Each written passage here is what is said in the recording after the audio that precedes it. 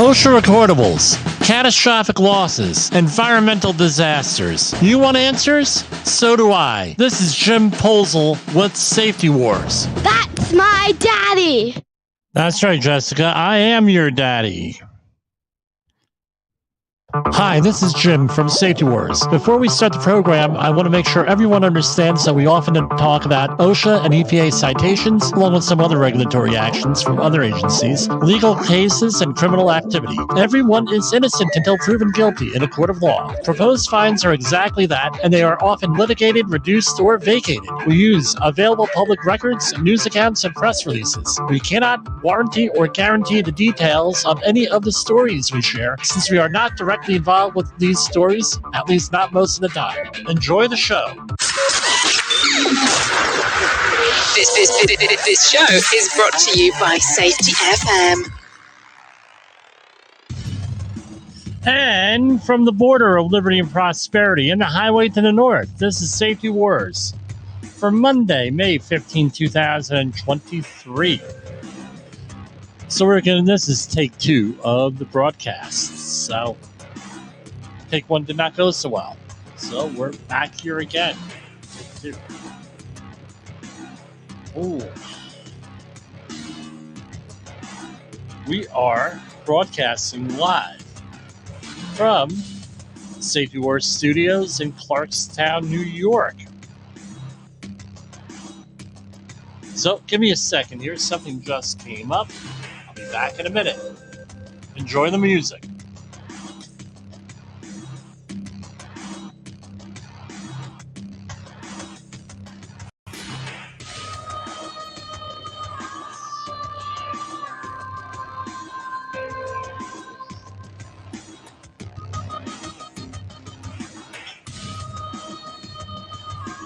What can you say? It's Monday. Sometimes Mondays suck. Even when it's close to 10 p.m. Eastern Standard Time.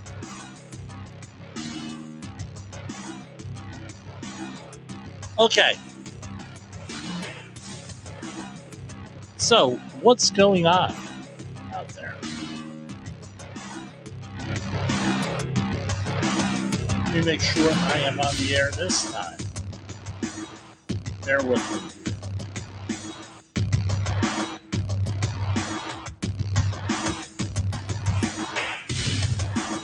How about now?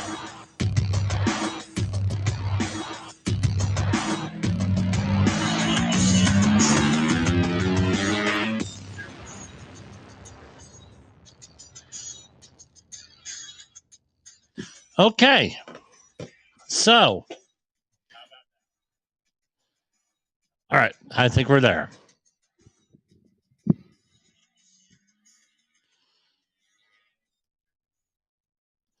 Okay, I think we're there. Give it a...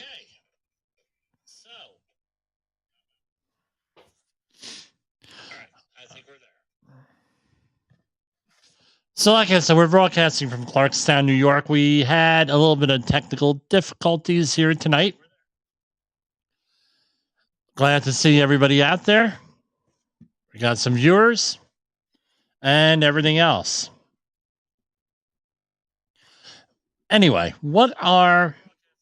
let me turn this off here.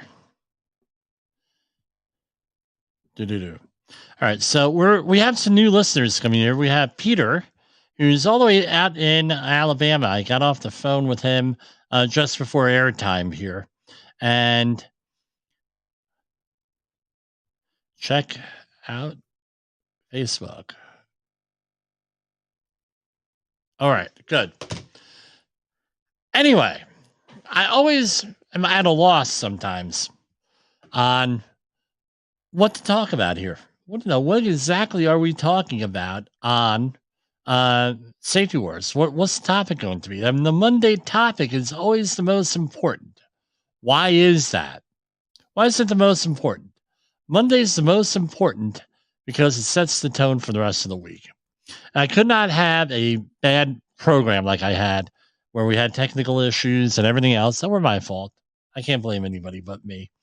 And me not get back here to really go over there and try to resolve it. So that's what we're about. We're about getting better, and no, perfection does not, no, rarely ever happens with this stuff. So no, we're always improving and everything else. So anyway, long story short, late last night, I get an email from somebody, and they said, "Hey, Jim," and I'm just making sure I'm on the air now that I'm paranoid. They said, "Jim, what you know, what's the no? Do you believe this email that I have to present tomorrow? This right? So this facility has a lot of contractors and a lot of people there, and every day an email goes out with what the safety topic needs to be. And what the reason why they do this with the safety topics every day is so everybody is on the same page, so to speak. So they're able to go and do whatever. And the topics are, they vary. They cover refinery operations, they recover oil terminal operations, they general construction operations, and it goes through that the whole facility. It goes everywhere and off the facility. So what ends up having to what no, and they give you what their philosophy is on how to manage people, on how to manage situations. And this facility is all the way on. Still, they're doing the whole BBS, behavior based safety dance, so to speak. And you look at this stuff, and it's like, what the hell are they doing? No, we talked last week about bullying and ruling in fear. Now, that was in response to the Todd Conklin pre accident investigation from a couple weeks ago, where someone sought him out and wanted to put him in his place and correct him. And what did it end up being? It was a conversation that made us stupider, was the name of the podcast. And, it's just unconscionable. Now, and by the way, I used to be this way with this here, what I'm going to read to you, and I'm going to comment on it too. So we will work safe or not at all. So right off the bat, now, our reputation, let's face it, has been damaged as safety professionals. Why? Because of the pandemic. There's no ifs, no ands, no buts about it. Pandemic, the pandemic made us use a lot of capital. Now we're getting a thing where how effective were the protocols? How effective was this? There's duck and cover from Dr. Fauci last week. Duck and cover. I never said this. I never said that. Then they had the video recordings of him saying this and that when he just said didn't happen. And we all know the whole thing with guidelines. If you've ever been involved in litigation or a catastrophic incident, we know how the guidelines all of a sudden become important. When we're dealing with the press, things go into the media. All of a sudden we know, oh, well, no, hey, guidelines. The guidelines are important because, oh, they were not following the guidelines of the government. Had they been following the guidelines, my loved one would not have gotten hurt or killed. So if someone gives you guidelines, often those are used as regulations, de facto standards, either in court, and maybe it doesn't get to court, which is fine. Most things don't end up in court, but you end up getting your proverbial gonads busted on all this stuff. Yeah, I said it. All right. So we know that with the safe, we will work safe or not at all. Now we have to ask, well, what the hell is safe? We know in the HOP world, human organizational performance world, that safe, one, it's a very inexact word, right? What's safe, right?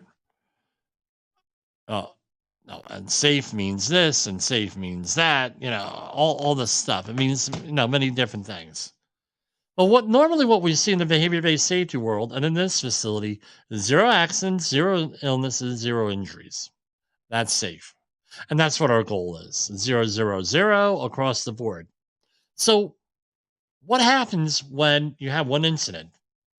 You have one release. You have one accident. All of a sudden, you're not safe. That's what happens.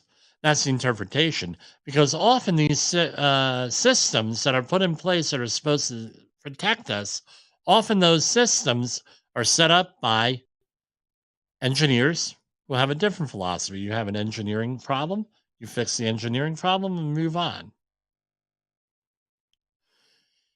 You have a human resources issue go on, you set up a process, you move on. Doesn't matter what the system is, what your work is. Safety is not like that. With safety, you're dealing with flesh and blood, right? You're dealing with flesh and blood with safety. It's not something that you could fix and put in a program and expect that program to take care of everything for the rest of your life or the rest of your working career. Now, workers are the solution to most of the problems. It's real simple. So, why is that, Jim? Workers are the solution to the problems. They're the experts in this system. But this is the other thing. They're the last line of defense, often. We talk about the hierarchy of controls. So you have the engineering, the elimination, and then substitution engineering. Then you have a administrative, and then PPE being the last. And as you get further down, then the more you rely further down that triangle or up that triangle, depending on how you want to look at it, you're relying on the human. What's the problem with relying on the human being? Come on, what's the problem? Human beings make mistakes.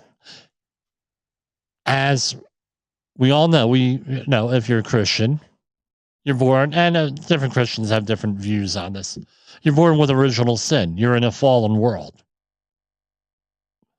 Other religions have similar teachings often. I'm not going into that tonight. I'm not going off the rails. You're going to make mistakes. You're going to have things happen. A lot of things have been happening to me lately, believe me, that distract you from what you need to do. But you still have to get up and you still have to do your job. So we know this. We will work safe or not at all. This is baloney. They're not going to shut down the whole situation because you feel that something is unsafe. Time and time again at this facility, where this came from, that's not what the deal is. They're not going to shut down the facility because something is not safe. That's not to say if something is wrong, you see something wrong, you have stop work authority, you're going to say timeout, stop work authority. Okay, great with that. That's not what we're talking about. So we know that this statement isn't necessarily true to begin with. So now we're already lost credibility over the last couple of years. Now we're telling them this. No one comes into work with the intention of getting injured. I've been doing this for 31 years. I have met people who come in to get hurt. It's happened. So now we go to number 2. Not true. Injuries, even relatively minor ones, can have a huge negative impact on our lives and the lives of those who love us. Okay, fair enough. You're looking for that grab. You're looking for that grab to get people's attention. Your family, impact the ones that love us. I'm going to tell you this. That is not what motivates people. They, last 2 or 3 days and then back into the same habits all over again. Right? But it's a true statement, though.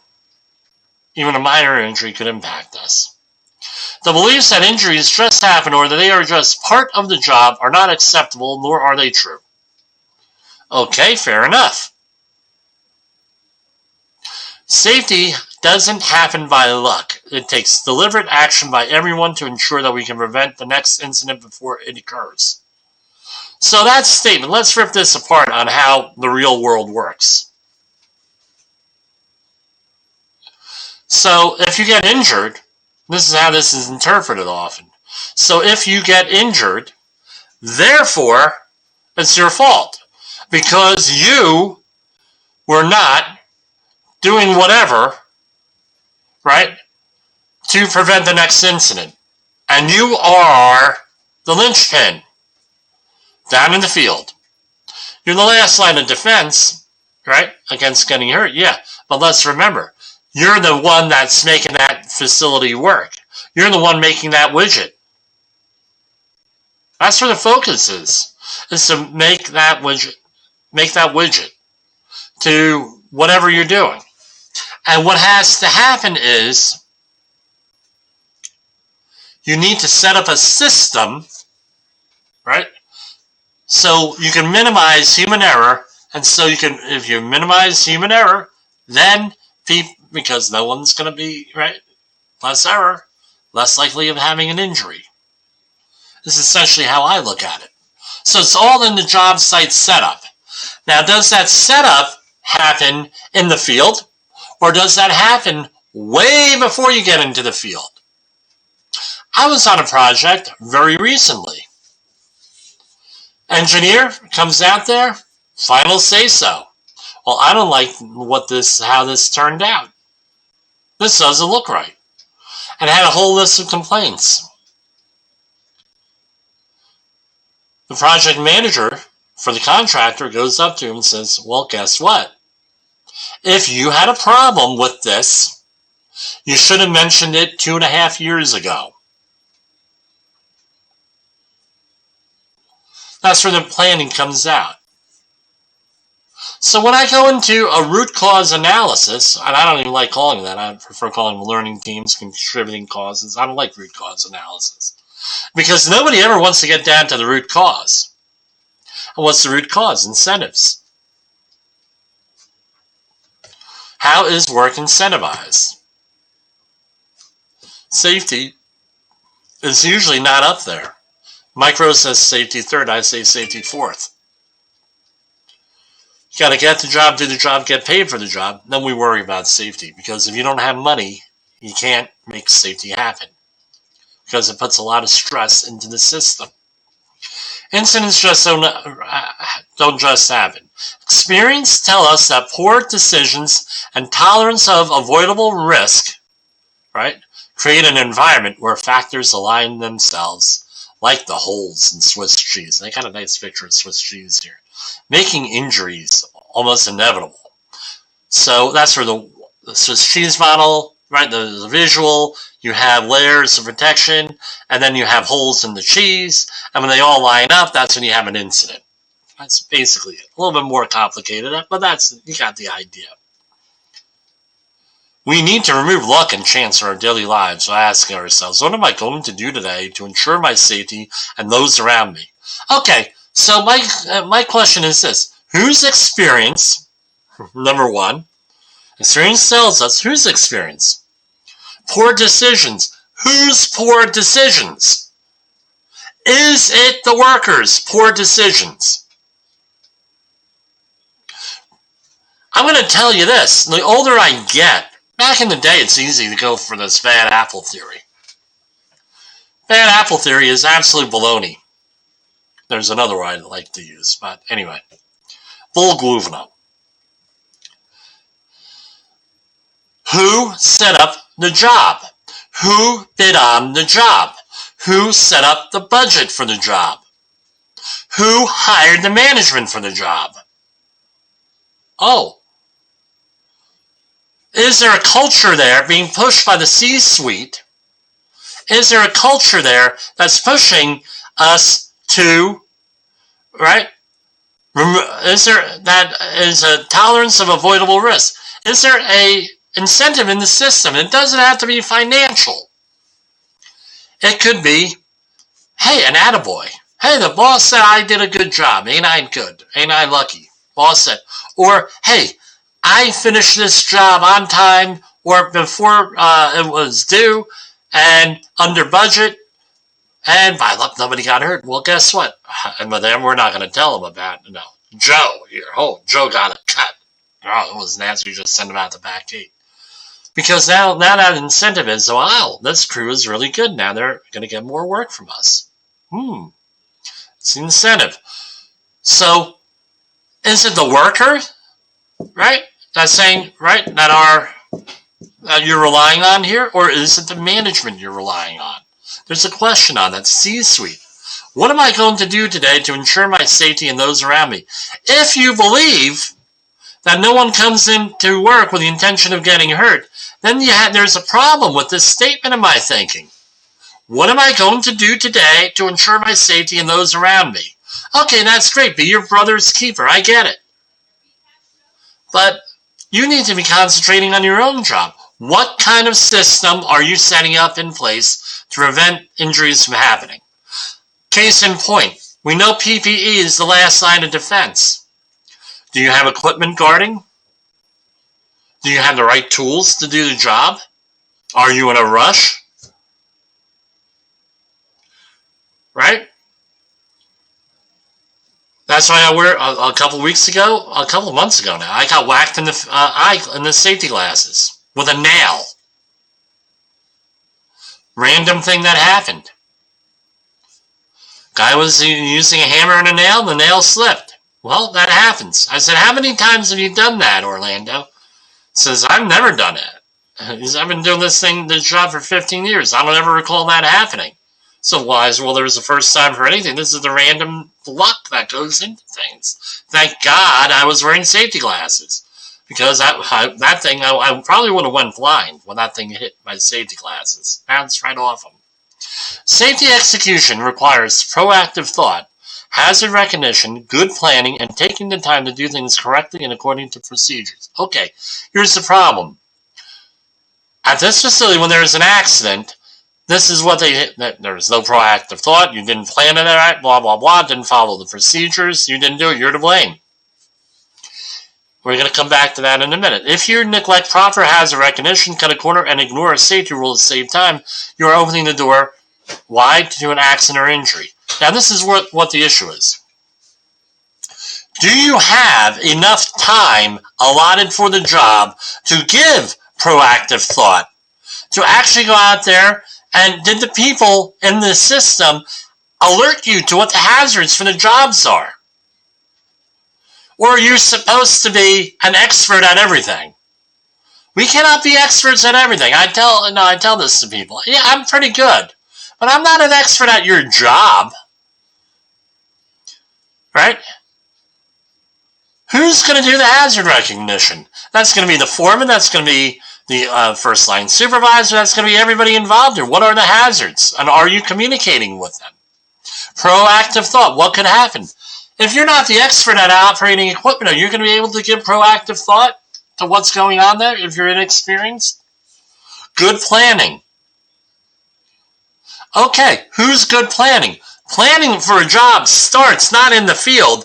It starts way before you get into the field to do the job, especially in the construction field. This is why emergency management is helter-skelter, is that you can only plan up to a certain point. As Mike Tyson says, everybody has a plan until they're hit in the mouth, right? Punch in the mouth, right? And taking the time to do things correctly according to procedures.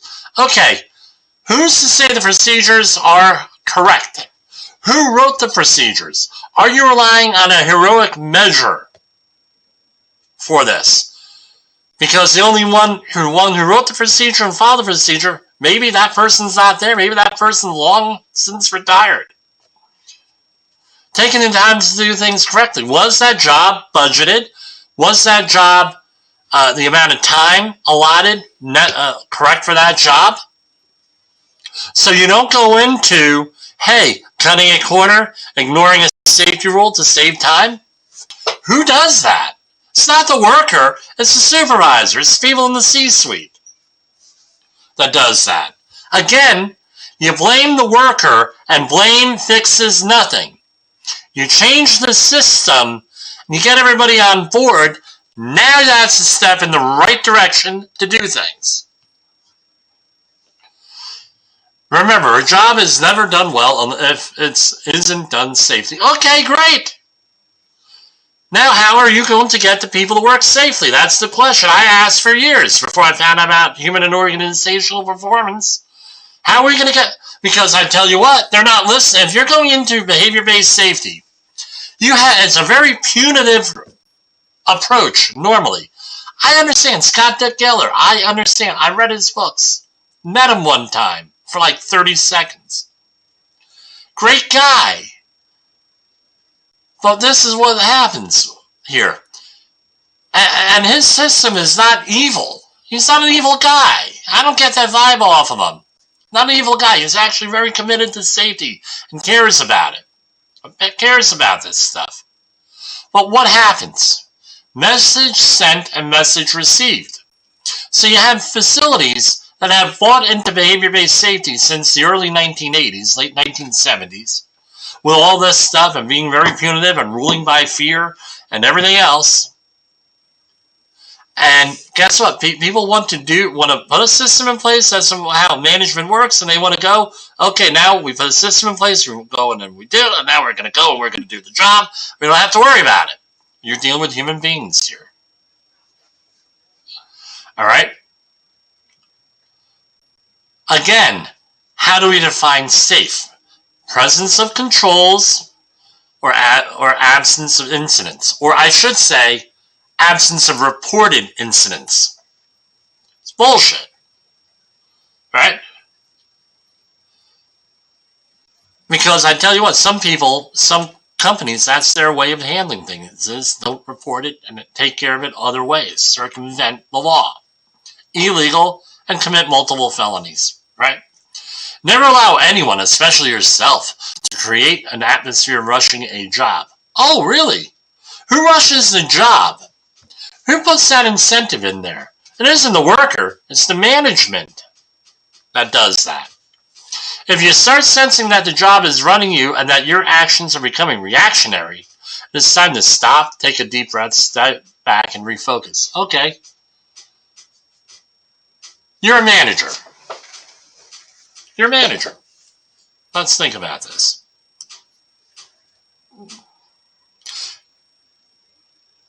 Let's say that you are having a bad day. You have a couple of reports, a couple of activities to go through. You're having a bad day. And some days, just like that funny video I've seen on Instagram that pops up every once in a while. Some days, you just have to say bleep it.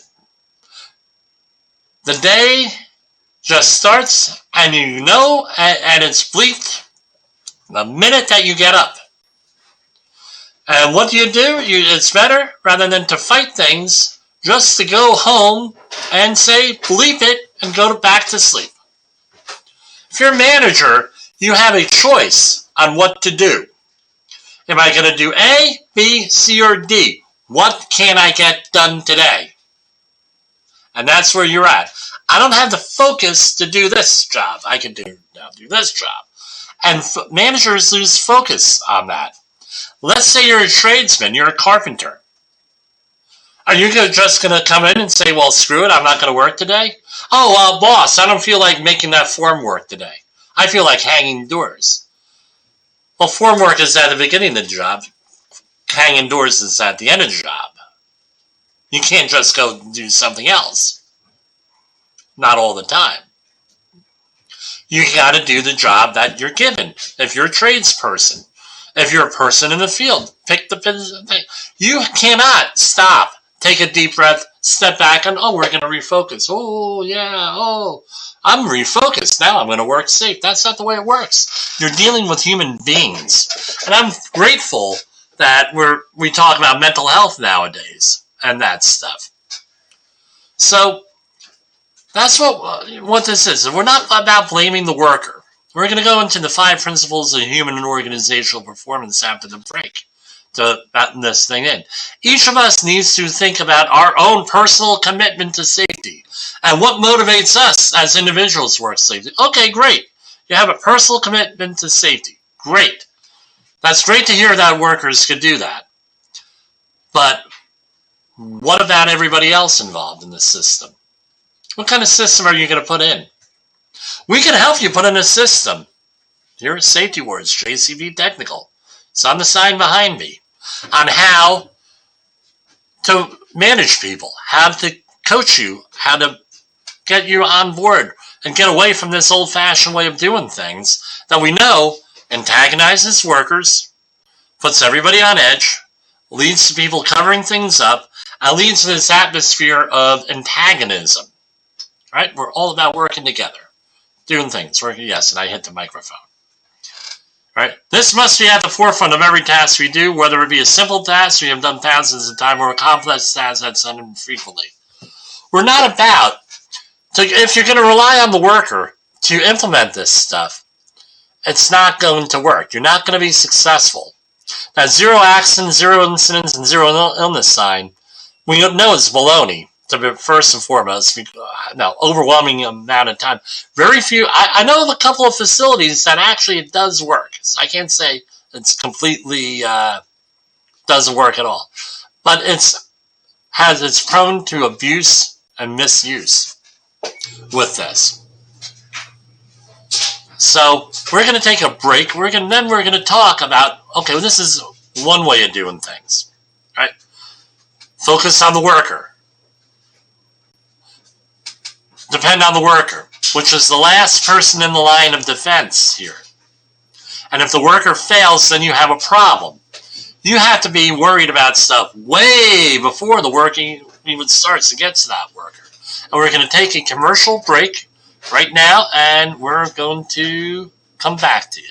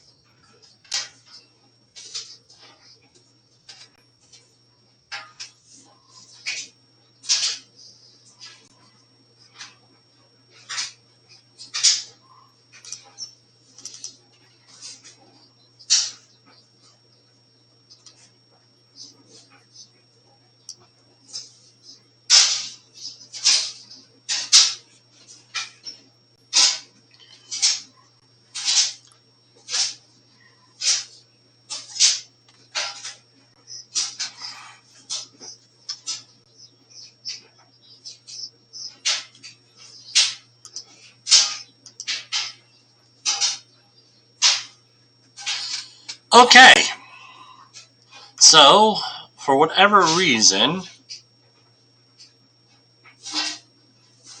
we're using the microphone on the webcam. So if you listen to podcasts, you're going to be getting all of the,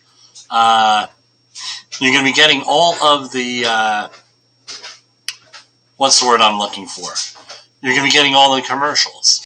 May not be getting them on here, so hold on, let me try something. Maybe, maybe not. We'll see how it goes. Anyway.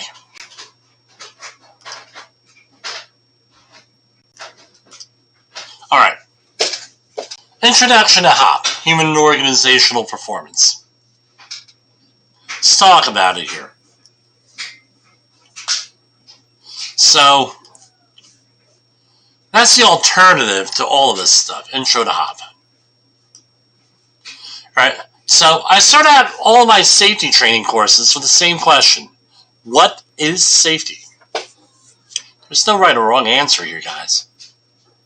What is safety? It sounds pretty reasonable. So let's talk about it. Safety is the old view. 0 accidents, 0 illnesses, 0 injuries. Old view of safety. Now, what about the new view? Safety is not the absence of accidents, but the presence of some kind of controls, safeguard. You set up controls around a hazard or eliminate the hazard. Better yet, you set up systems, training, incentives, all of that in there, in the hopes of failing safely, where you're able to fail safely. We talked about it in the first segment with the safety glasses, eye hazards, right? It was a failure. That nail came flying at me, right? Because it was a defective nail of some sort. It wasn't exactly straight. Carpenter probably didn't hit it right. Came at me. But because I had safety glasses on, I failed safely. Right? Now we're safe. This discussion, right, then leads into human organizational performance. So I do it during the safety training. By the way, every one of my safety training classes has this. Because I got tired of bullying people. I got tired of yelling and screaming at people. And then you lose, right? And that's what it is, confrontation. People, right? You tell somebody to do something, they don't do it. They say, no, I'm not going to do it. That's a little bit of confrontation there, isn't there? Antagonism. We lost a lot of that during the COVID-19 stuff that was out there. That thankfully ended last week, right, on the 11th. So we have things, right? The worker, traditional safety. The worker is to blame for safety issues. The worker makes bad choices. Safety is the absence of incidents, accidents, and illnesses. You're going to be relying on heroic acts in the individual. Here we have, right, in the first part of this, where we were talking about the safety meeting that came out today, procedures. Relying on procedures is very similar to relying on the individual and heroic acts. Heroic actor. Why? What do you mean, Jim? Well, you're relying on the one person who, usually it's only one person that actually reads the procedure or knows the procedure, if anything. Right? Especially when it comes to safety, it's usually one person, 2 people. That one person is not there, guess what? You're SOL. Things don't go right. And then you have number 5, right? Bad actor, and there are more, by the way. I just list 5. Bad actors exist and need to be eliminated. So, hey, with the safety meeting that we had, oh yeah, guess what? Shame on you, you're a bad actor.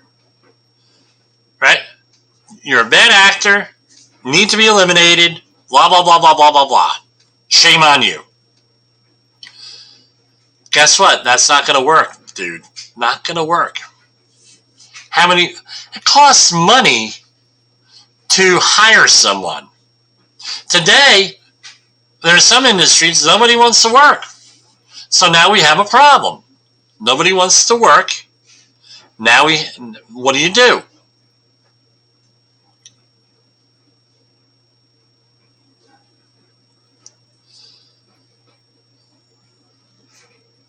You're going to have to find someone that costs money.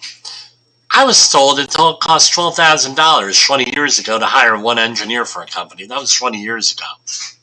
Now probably triple. So what are we trying to do with human and organizational performance? Workers are incentivized to work safe through the system. And incentives can come in many forms. We're not only talking financial. It could be an attaboy or attagirl. It could be time off. It could be hats, right? People buying hats. Hey, here's the company hat, company logo. It could be gifts. It could be anything. I mean, all within the law, obviously, right? Management sets up a system and takes more responsibility and leadership. That's what we're about, addressing with the C-suite and the supervisors. Safety is defined as the presence of guards and controls. Safety is the resilience of a system, the adaptability, and the capacity of the system, its ability to do stuff. You're trying to set up a system so it's as foolproof as possible. Hire the right people. That's the big one. We talked about this, I don't know if this is the first half of the program or on the one that got, I couldn't post, I took down. You have to hire the right people. Are they qualified to do the job? Can you get them qualified to do the job? Do they have the right attitude? Are they going to fit in? And everything else that goes into hiring things.